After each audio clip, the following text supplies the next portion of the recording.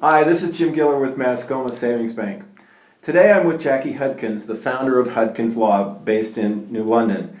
And Jackie and I just recently came out of a closing, and one of the topics that came up during the closing is title insurance.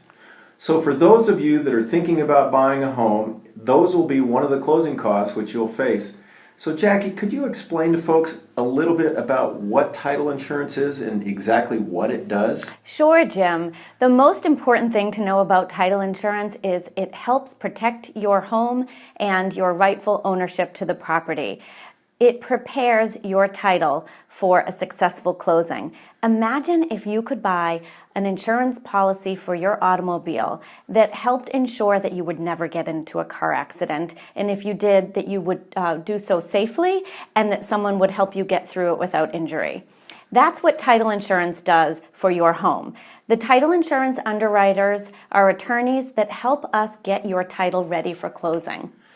So what are some of the title problems that can surface? Sure. So most commonly, we see mistakes of the record. We see old liens or mortgages that weren't discharged or weren't resolved.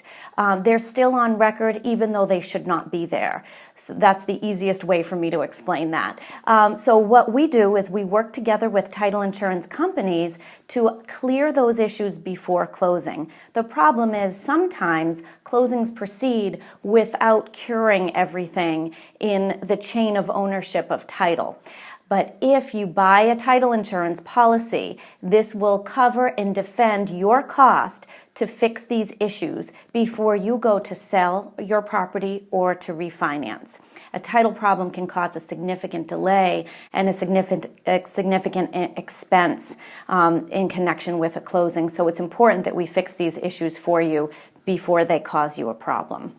So if I'm going to purchase a home and I get a document from a bank that says, here are my closing costs, I'll probably see lender's title insurance Yes. and owner's title insurance. Correct. So why the two?